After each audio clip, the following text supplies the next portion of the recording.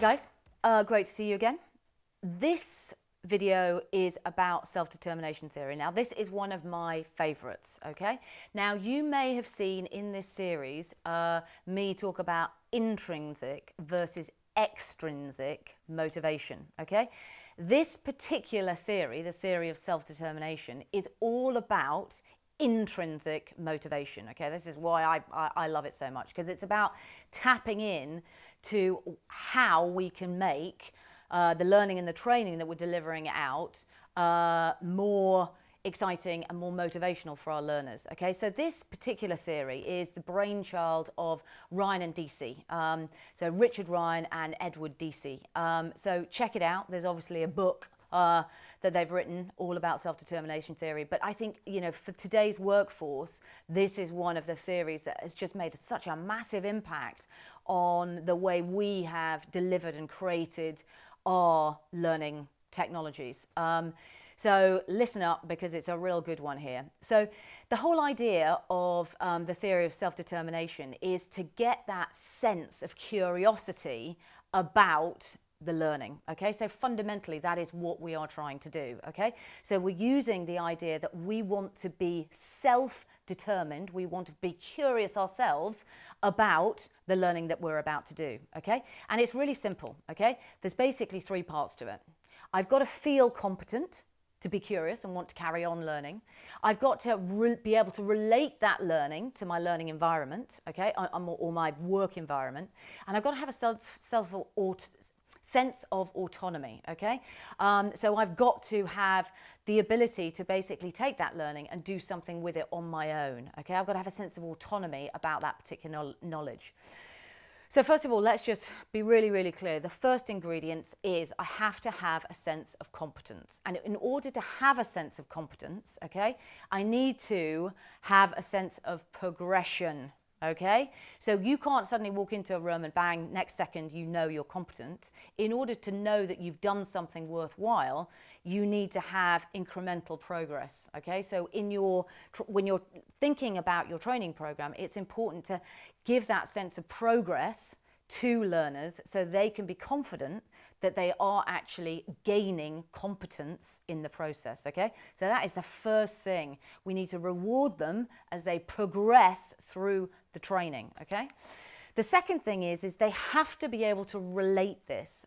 So there's a video that I've done on Bloom's taxonomy, okay? And one of the things that we know about turning knowledge into behavior is in order to do that, they have to be able to relate the training to the context in which they are working in, okay? So this concept of relatedness is very, very important.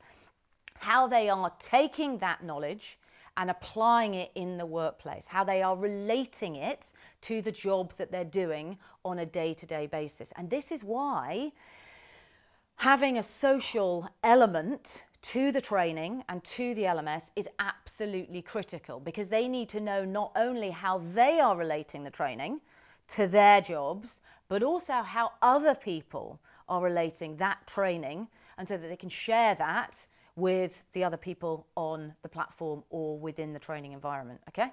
And the final thing is really, really important, okay? We know that people don't own a change in their own behavior unless they can make that change of behavior themselves, okay? So they need to apply it, and they need to have that sense of being able to do that new behavior with a sense of autonomy.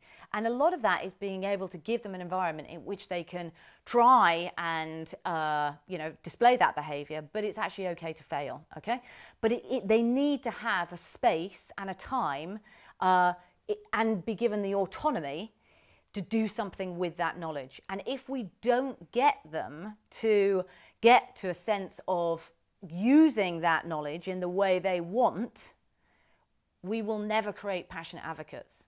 And when we are talking about changing culture, and when we are talking about, changing behavior, it is absolutely critical to have passionate advocates for the new way of working. Okay, so the more autonomy we can give leaders around the business, or the more autonomy we can give learners in displaying this new behavior and giving them creative ways to show how they're using this new behavior, the more likely they are to be motivated, okay?